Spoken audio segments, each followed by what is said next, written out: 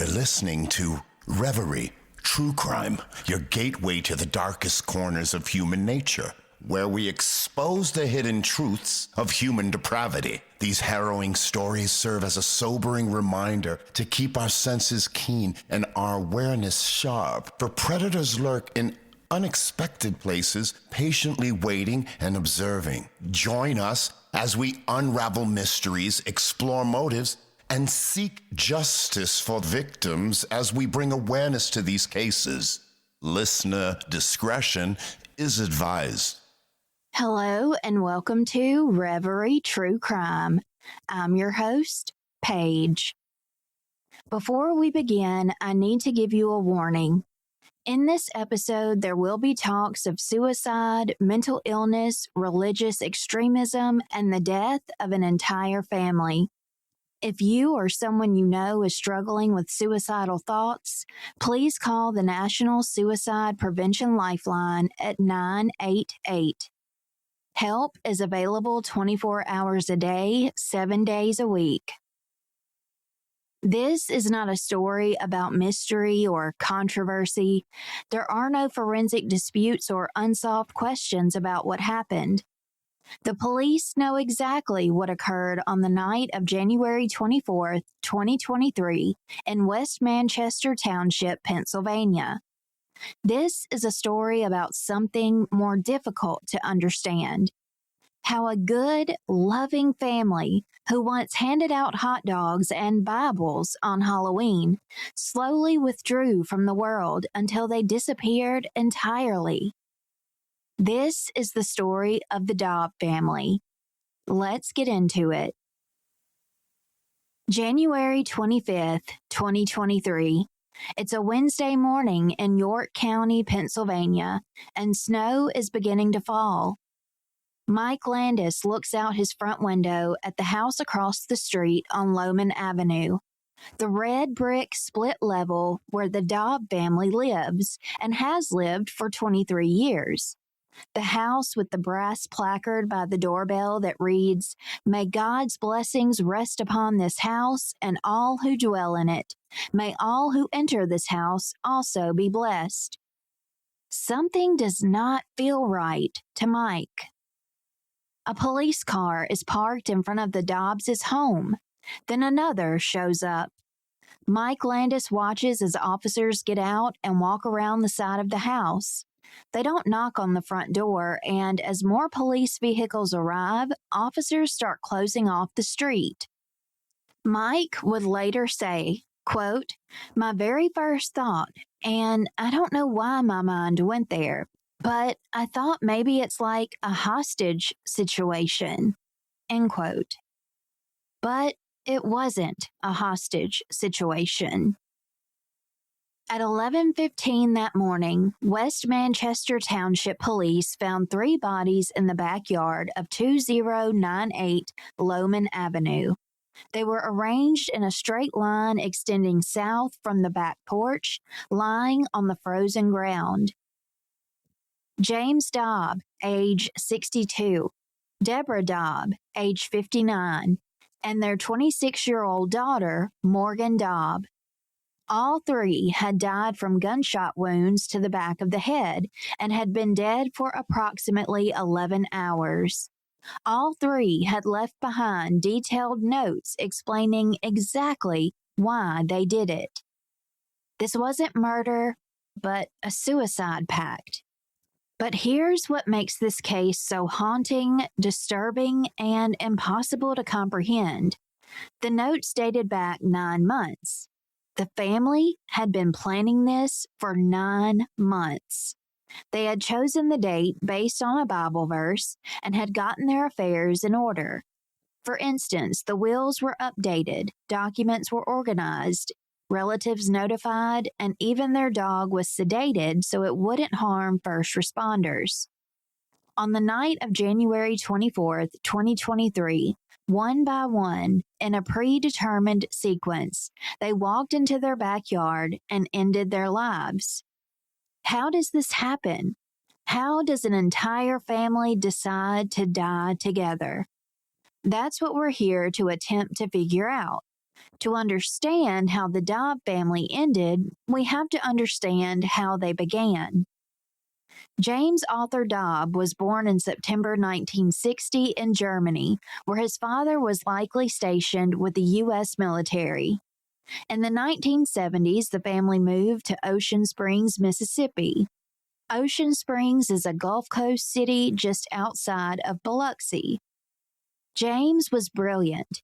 He graduated as a salutatorian of his high school class in 1979, second in his entire class. He then attended Mississippi State University, where he earned his degree in civil engineering in 1986. Newspaper clippings from the Sun Herald in Biloxi documented his academic achievements. He would work as an engineer throughout his adult life, a stable career, a respectable profession. Deborah was born in March of 1963. She and her sister came from a long line of Kopps, that's capital K-O-P-P-S, a family with deep missionary roots. Deborah's grandfather, E. Paul Kopp, and her granduncle were ministers and missionaries who originated in Kansas and moved to California in the early 20th century. In the 1960s, they acquired what is now the Jerusalem Cornerstone Foundation in Israel, a Christian ministry. This was Deborah's heritage: faith, evangelism, and devotion to spreading the gospel. It ran in her blood. James and Deborah married and built a life rooted in Christian faith. They weren't just churchgoers, they were God-fearing ordained ministers. They took missionary trips together, traveling to spread the gospel. Their faith was not something they practiced quietly. It was the foundation of everything they did. In 1997, Deborah gave birth to their only child, Morgan Daub. From the very beginning, Morgan was raised in an intensely religious household. Her parents homeschooled her, sheltering her from what they saw as the corrupting influences of the secular world. The Dobbs' version of Christianity was conservative, fundamentalist, and all-consuming. From the outside, they didn't seem extreme. They seemed like good neighbors. In May of 2000, when Morgan was just 3 years old, the family purchased their home at 2098 Lowman Avenue in West Manchester Township, a quiet middle-class neighborhood at the entrance of a cul-de-sac with a blue Honda Civic in the driveway. A neat, modest home in a safe community. For years, the Dobbs were fixtures in that neighborhood. Every Halloween, they would open their garage door, borrow a grill, and hand out hot dogs to trick-or-treaters. But alongside the hot dogs, they'd also hand out Bibles. It was evangelism with a smile, friendly attempts at converting people that most neighbors tolerated, even appreciated. Neighbors will later recall that they were not unpleasant people. They were described as good with the local children. The Dobbs also went door to door in efforts to convert others to their denomination. Again, not in an aggressive way, just persistent, faithful, and committed to saving souls. Mike Landis, who lived directly across the street, remembered them fondly. Once, during a family health crisis, the Dobbs provided spiritual counseling to him and his son. They were there when he needed them, and they cared. This was the Daub family that the neighborhood knew. Religious, yes, perhaps overly so, but they were kind. And then there was Morgan. If you ask people in York County who knew Morgan Daub before 2020, before everything changed, they'll tell you about bowling. Morgan Daub was a bowler. Not just a casual bowler. She was good, really good. She started around the age of 8 or 9, joining the Youth League at Lincoln Way Bowling Alley in West Manchester Township during the 2005-2006 season. Her mother, Deborah, bowled too, and the two of them eventually competed together in an adult doubles league, mother and daughter, side by side on the lanes. Paula Wolf, the youth coordinator at Suburban Bowlerama, remembered Morgan as a child. Paula said, quote, "She really seemed to enjoy bowling, and she was smart, kind of a quiet girl. Her mother was very friendly, dad was friendly," end quote. Sherry Wagman, the assistant tournament director for the York Adams United States Bowling Congress Association, recalled how Morgan always wanted to learn more about the game. She was dedicated, focused, and constantly trying to improve. By the 2018-2019 season, Morgan had become one of the top women bowlers in the area. She rolled 2 perfect 300 games, one in 2017 and one in 2018. She also achieved 2 series over 700, a remarkable feat in bowling. For those who don't know bowling, a perfect 300 is super rare. It's 12 strikes in a row.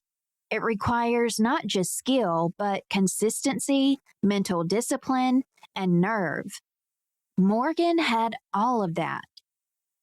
In 2019, she even competed in a professional women's bowling association tournament in Cleveland. She was 22 years old, talented, and seemingly on her way to building something. Maybe not a professional career, but at least a passion, community, and a life outside of her home. But then, around 2019 or 2020, something changed. Morgan stopped bowling. Just stopped. No explanation or gradual tapering off. She simply did not show up anymore. The Daubs also quit hosting their Halloween hot dog parties. After years of being the house that everyone visited on October 31st, they just stopped. One year, the garage door stayed closed. The grills stayed in the storage, and the Bibles stayed inside. Mike Landis recalled, quote, "They just pulled away further and further from everyone," end quote. So, what happened? It's impossible to pinpoint exactly when the Daub family began to isolate, but by most accounts, the change happened somewhere between 2019 and 2020. Then COVID-19 hit. For millions of Americans, the pandemic was a period of forced isolation. But for the Daubs, it seemed to have been something more, like a catalyst, a justification, or an excuse to sever their few remaining ties to the outside world. Businesses like Suburban Bowlerama closed temporarily. Morgan's already limited interactions with other people ended entirely, and her parents seemed to stop leaving the house altogether. The Daubs didn't just withdraw physically, they withdrew ideologically. Morgan, like many in her generation, was active on social media, but her online presence was not typical. She was a Trump supporter, vocal, fervent, and uncompromising. As the pandemic worsened, she joined many MAGA followers in criticizing CDC protocols and embracing conspiracy theories spread by QAnon. She referred to COVID-19 as Divik, COVID spelled backward, falsely believing it meant possessed by evil in Hebrew. It doesn't, but Morgan believed it did. And that belief fit into a larger narrative that she was constructing, that the world was evil and dark forces were at work. She believed that she was under spiritual attack. In June of 2022, Morgan created a YouTube channel under the name Lioness Arising. Over the next 7 months, she would post 3 videos. The first two were long, rambling monologues, just a stream of consciousness rants about God, prophecy, spiritual warfare, and her own role in some cosmic battle between good and evil. The third video, posted on January 24th, 2023, one day before the family's deaths, was just 6 seconds long.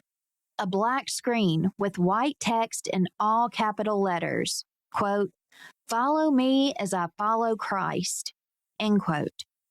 That was it. No audio or explanation, just a command. Those who watched Morgan's earlier videos were disturbed. So let's talk about those YouTube videos because they offer the only real glimpse into Morgan's state of mind in the months before her death.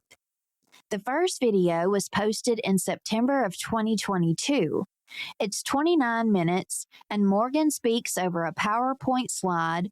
Her voice is calm but intense, and she mentions multiple times that nobody will probably watch the whole thing and that she's not making it for attention, rather because God told her to. The content is hard to follow, with religious verses mixed with personal revelations, vague references to spiritual battles, and claims that she's being persecuted. But it's the second video, posted in November of 2022, that's truly unsettling. The video is 8 minutes and 17 seconds. Morgan films herself in a dimly lit hallway, and she's speaking directly to the camera. She opens by chuckling, almost playfully, but then her tone changes. She says, mocking a British accent, quote, "This is funny. This was the penultimate plan against me and against God. Didn't know that I was the ideal pick for the Antichrist, for the devil." End quote. She's talking about Queen Elizabeth II, who had died 2 months earlier in September. Morgan seems to believe that she, a 26-year-old woman from Pennsylvania, was somehow in line for the British throne, and that accepting this throne would lead her to becoming the Antichrist. So she's abdicating, refusing the crown. Mike Landis said when he saw the video, quote, "At first, I thought she was just joking around. The rant went on for a long time, and just after a point, you're going like, she's serious. This isn't just like something comedic," which I thought at first that's what it was, but it was disturbing to me, end quote. Morgan seemed to argue that refusing the throne would prevent a temptation that would lead to spiritual corruption, to becoming the very thing that she feared the most. At the end of the video, she sets her jaw, summons a serious, resolute tone, and declares, quote, "I am a prophet of the Most High God, and I am ready to roar for him." End quote. She snaps an amen, and the video ends. Paula Wolf, who had known Morgan since she was a child, watched the videos and couldn't reconcile them with the girl that she remembered. Paula stated, quote, "Everybody's just really sad about it and just doesn't know what to make of it. I don't know that you could ever imagine this, but yeah, a family that you'd never even think that anything like this would happen." End quote. When asked to clarify that this Morgan, the one from YouTube, was not the girl she knew, Paula struggled to find the right words. She finally concluded, quote, "There was no explanation. It was too difficult." End quote. This was not the quiet, focused bowler who loved the game. This was someone else entirely. Morgan was unwell, descending into delusion, and her parents were descending with her. Sometime in early 2022, perhaps as early as April, Morgan told her mother something that would change everything. She was hearing voices. In other words, Morgan was having auditory hallucinations, and they were getting worse. In a note later found by police, Deborah Daub described her daughter's deteriorating mental state in detail. Morgan could not live like this anymore, she said. The voices wouldn't stop. She wanted to die. Most parents, upon hearing this, would seek help immediately, therapy, medication, or hospitalization if necessary. But the Daubs didn't do that. Instead, Deborah made a different decision. She would die with her daughter. Deborah mentioned in the note that she and Morgan had chosen the date of execution based on a Bible verse. On January 19, 2023, just 6 days before their deaths, Deborah Daub wrote a note addressed to extended family members. In it, she explained that she and Morgan had made a, quote, joint decision to end their lives. The note referenced, quote, the evil that has mounted against Morgan and the family, end quote. Though she didn't elaborate on what she meant. She wrote that she did not want her daughter to pass on alone. She had decided to join her. And then there was James. According to the notes that police found, James was initially not part of the plan. Deborah and Morgan made the pact together, but at some point they told James what they intended to do, and James made his choice. In his own note, James wrote that he was, quote, crushed when Morgan told them that she must end her life. He couldn't bear the thought of living without his wife and daughter, so he decided to follow them into death. But there was a problem. James was too shaky to pull the trigger himself. So Deborah agreed to do it for him. And Deborah, in turn, said that she was unable to pull the trigger on herself, so Morgan agreed to do that for her. This is what police pieced together from the notes. A suicide pact with specific roles, a plan that required each family member to help the others die. They didn't rush it. They really prepared. In the days and weeks leading up to January 24th, 2023, the Daub family meticulously got their affairs in order. They updated their living wills and last wills. They wrote letters to extended family members, many of whom were estranged or lived across the globe, explaining what they had done and why. They left instructions on how to dispose of their assets, where to find important documents, and where to find keys. Morgan's notes even included a detailed checklist with items like clipping the dog's nails. They left their possessions to Deborah's mother, Nancy, who lived nearby. They thought of everything, including their dog. In their notes, they left specific instructions.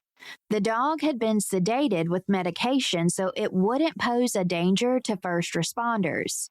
Even in death, they were thinking about protecting others. They chose the date based on a Bible verse. Deborah's notes indicated that it held spiritual significance. This wasn't a spontaneous act, it was a planned ritual. The family chose the date based on 1 Samuel chapter 1, verses 24 through 28 in the Bible, which describes Hannah dedicating her son Samuel to God. On January 24th, 2023, Morgan posted that final YouTube video, Follow Me as I Follow Christ. Sometime around midnight that night, the Daub family walked into their backyard for the last time. We know what happened that night because of the notes, the physical evidence, and because of a neighbor who heard 3 gunshots spaced approximately 10 to 15 seconds apart. The first 2 shots were muffled. The third was heard more clearly. Here's what police believe went down. James, Deborah, and Morgan went into the backyard together. The temperature was below freezing. They arranged themselves in a straight line extending south from the back porch. Morgan was closest to the porch and wearing a black pistol holster on her right hip. It was the kind you might see someone wear at a shooting range. Also, 2 pairs of earmuff-style hearing protection were found at the scene. In her hand, Morgan held a sword. Not just any sword, a decorative sword with an inscription that read, "Sword of the Lord." It was a symbolic religious artifact. She would be found still clutching it after her death. Deborah went first. According to James's note, we know that he wanted to die but was too shaky to pull the trigger. So Deborah, his wife of decades, the mother of his child, aimed a gun at the back of his head and fired.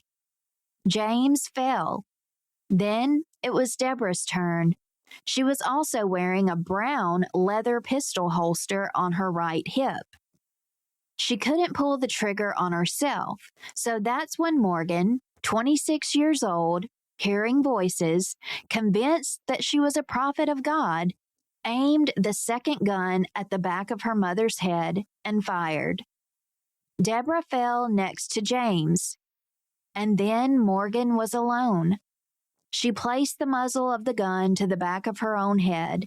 In her other hand, she gripped the sword of the Lord, and she pulled the trigger. She would be found lying on her back, her head closest to the porch, and still clutching the sword. 3 shots, 3 bodies, 3 lives ended in less than a minute.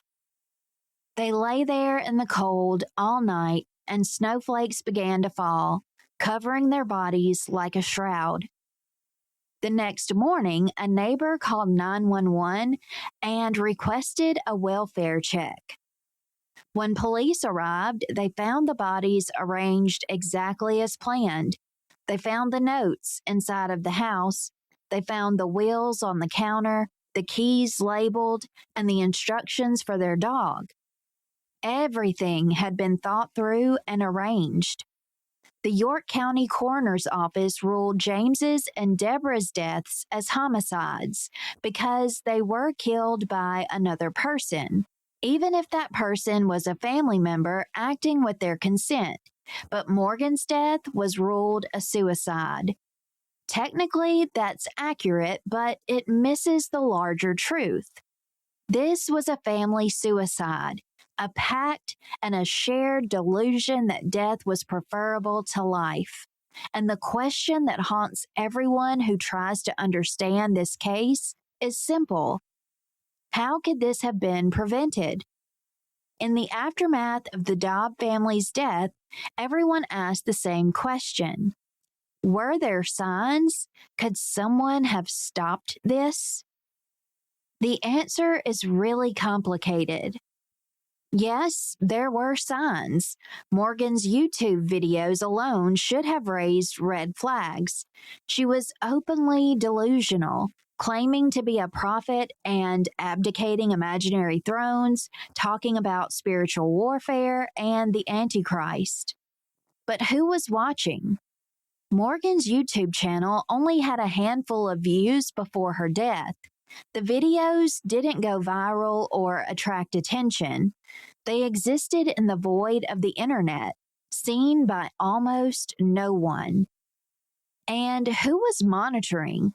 Who was checking in on Morgan? She had no employer or coworkers. She had stopped bowling years earlier, so she had no teammates checking in on her.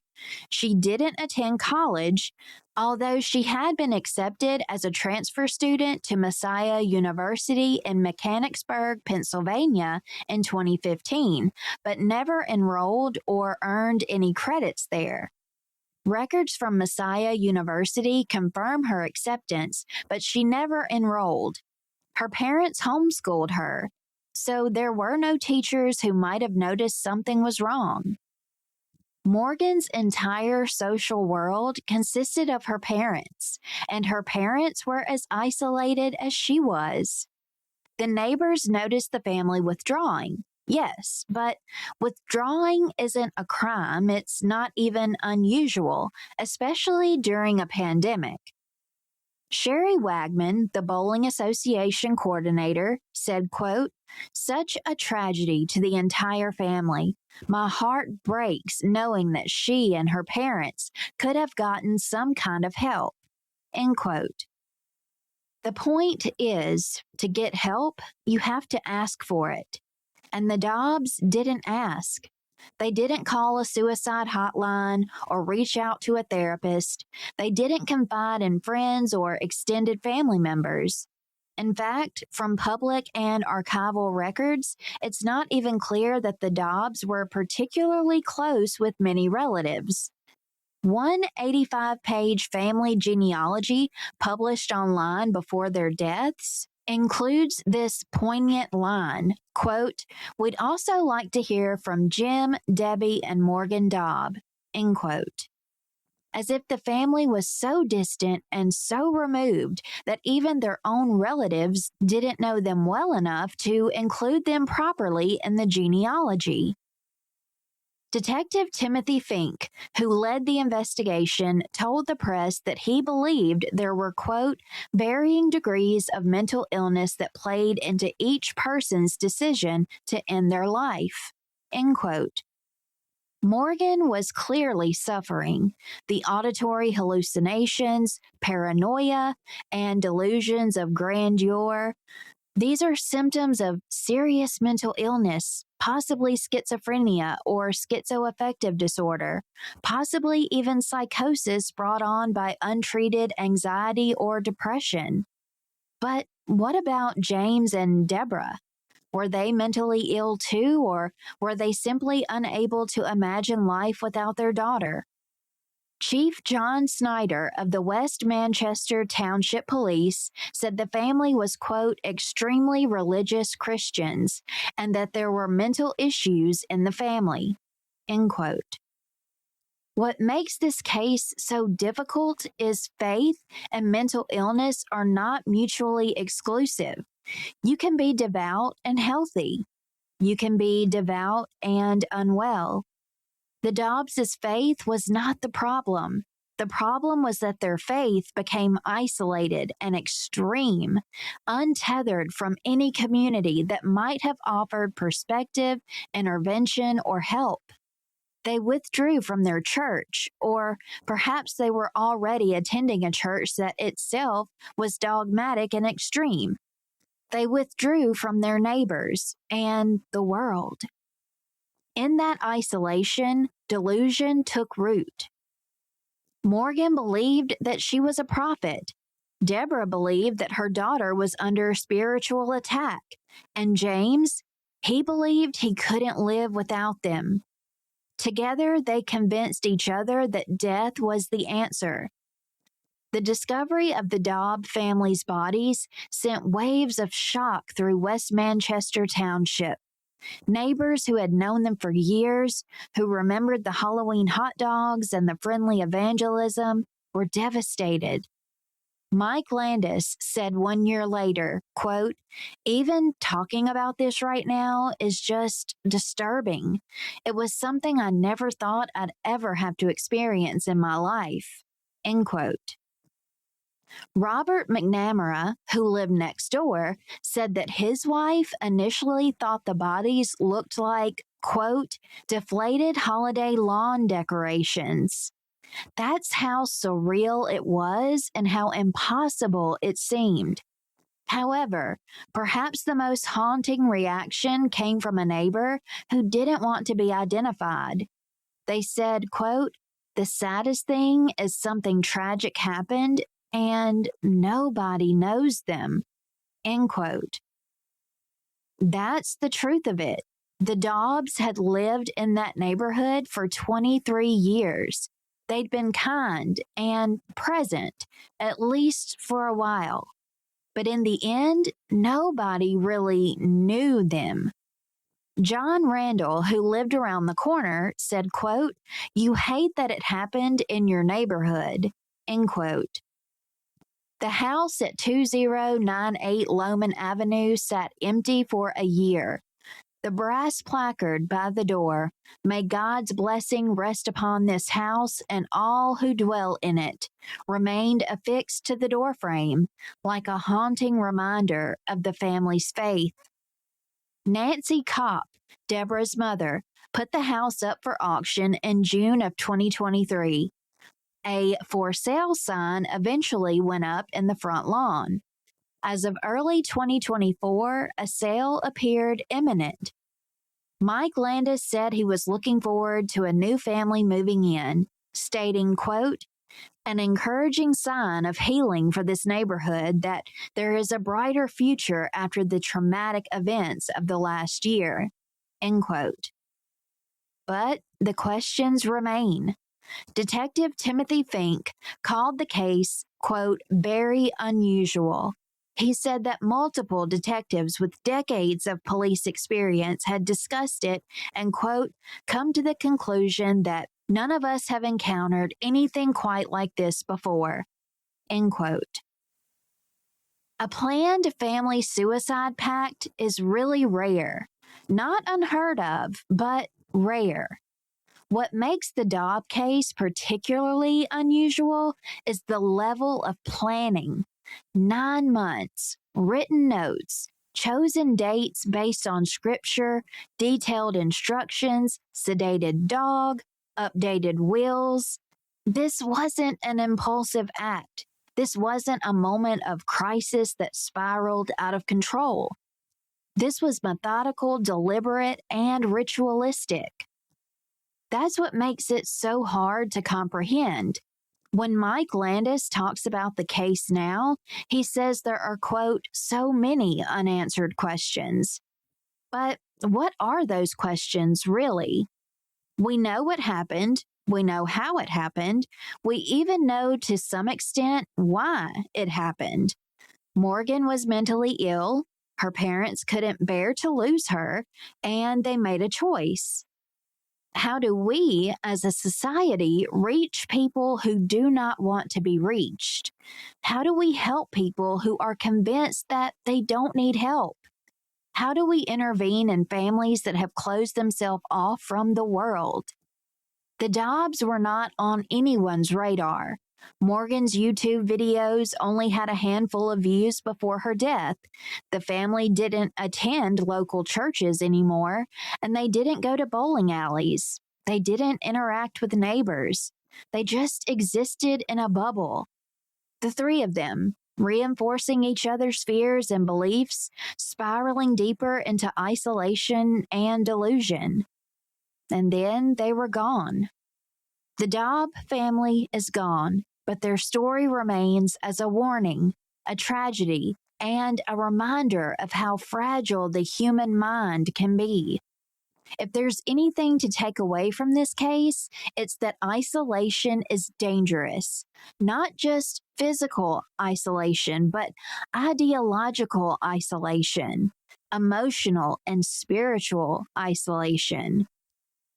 When people withdraw from community, from connection, or from any external perspective that might push back against or balance their internal world, they become vulnerable.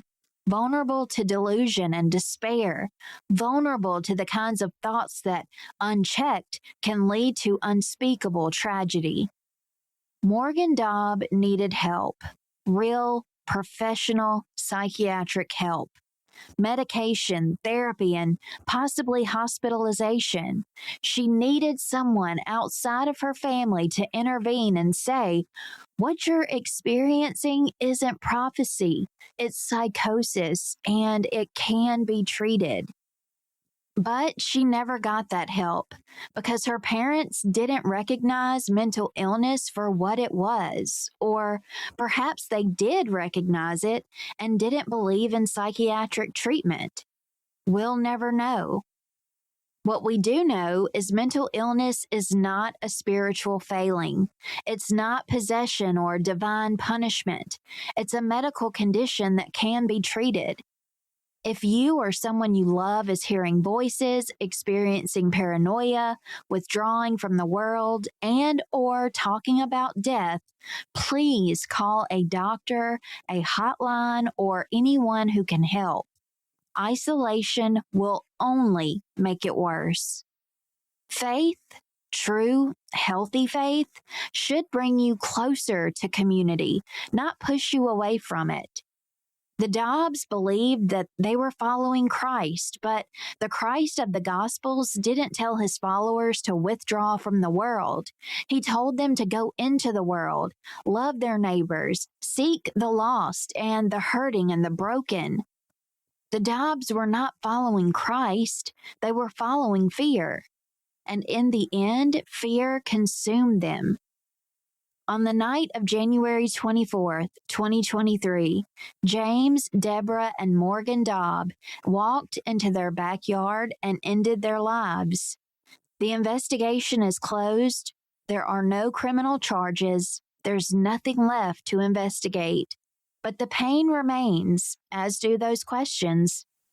The house on Lohman Avenue, the house with that placard, stands as a reminder of what happens when faith, mental illness, and isolation collide.